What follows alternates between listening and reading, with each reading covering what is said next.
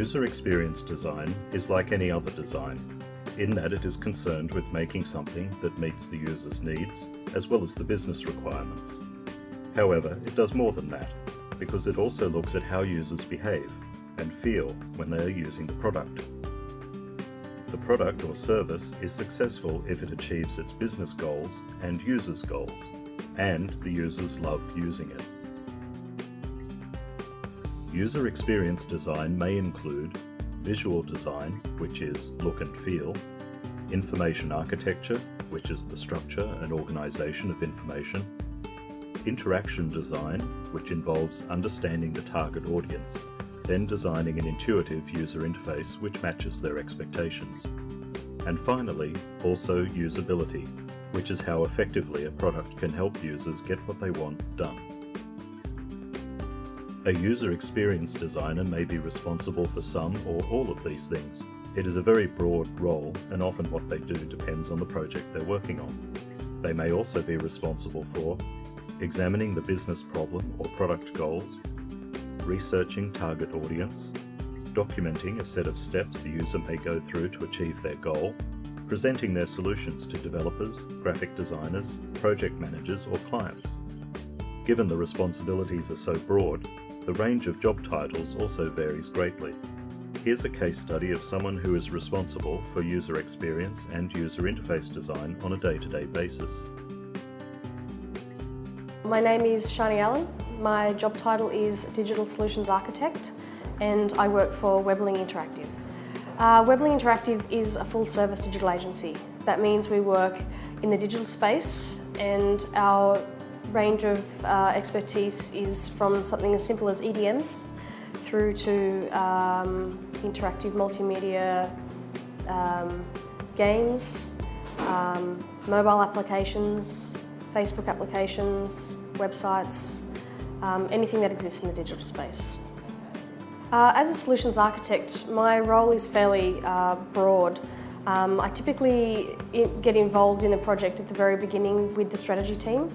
I usually go along to the pitch meetings to gather the requirements of the project.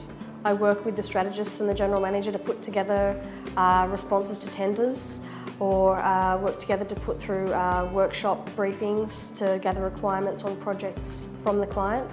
I typically then will sit down and put together a plan in the form of wireframes. So what I do is I essentially put together what I envisage the functionality to be and the placeholder of all of the elements. And once that gets approved, that then goes to the designers. And the designers then essentially skin what I've mocked up in Photoshop, and then the process continues from there. The project manager is the person who typically puts the project through the studios and actually gets it built and designed. But then I'll get brought in later on in the process as well for testing and quality assurance, just to make sure the usability of the final product is how we want it to be, and then we might make some future revisions. We might find that something that we're doing, it doesn't flow quite right, or it's not as intuitive as what we'd hoped, so we might then make some user experience changes then at the end. For me, an average day starts with coffee. Then what I'll do is I'll check the schedule to see what I'm booked on for that particular day. It might just be that I'm just to continue working from something I was working on the previous day, or it might be a new project that I'm starting. If it's a new project I'm starting, then the project manager will typically have a briefing meeting scheduled in between myself, a developer and a designer. It's usually called a kick-off meeting.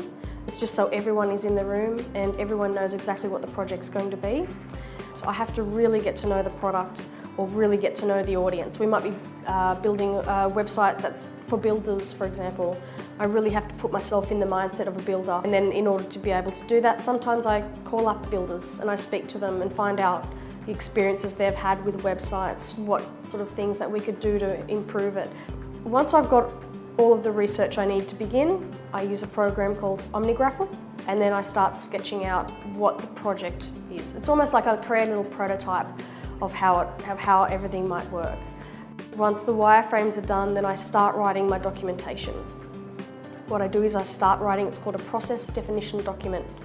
It starts out with the project objectives, who the target audience is, a site map of what the product is going to look like, whether it's a mobile app, a website,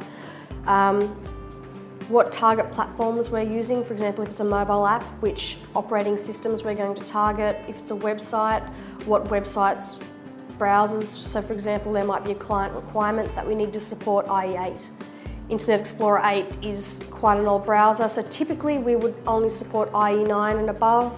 So the document that I write specifically has everything in it that the developers need to start working, including the browser specifications that we're working to. It has all of the wireframes in there as well. It also has what we call markups. So when you click this button, this is what happens. This is what this element is. It might be a little tree carousel. This is the primary navigation. These are the global elements, etc. In addition to all of the front-end things, I also put the back-end elements, how we then manage the content for those items. So most websites are content managed. They're very rarely just hard-coded websites.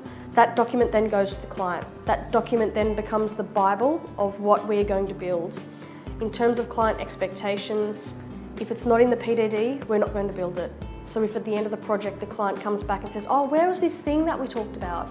If it's not in the PDD, it's not going to get built. So once they sign off that document, then it gets handed off to the designers and the developers, and they'll build it. Would I recommend any training courses to break into the industry? I definitely think that having a project management course under your belt would definitely help.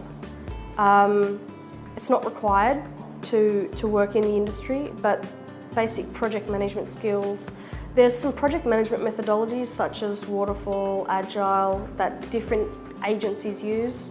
Agile is probably the most useful, so even just doing a quick 6-week course on Agile project management skills would probably be very helpful. A little knowledge of Photoshop goes a long way as well. You know, if you've got a button that you just need to change the text on, or you need to cut it out onto a transparent background, instead of having to bother the designers to do it, you can jump in and do it yourself in 30 seconds. A little knowledge of HTML always helps as well.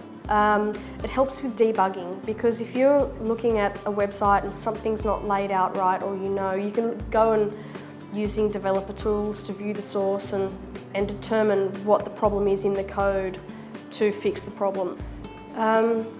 If you're interested in getting into UX and UI and you want to put together a portfolio, there's a couple of things that I would suggest that you keep in your pocket. The best thing is being able to show the process along the way. So being able to identify up front what the problem was that the client needed you to solve, how you solved it, and then what the end product was. It's also handy to have some statistics as well to say, so that you can say how successful the project was. So for example, we might have a client that has an existing website. They're not happy with it, they're not getting the traffic, it's not driving the customers to become leads.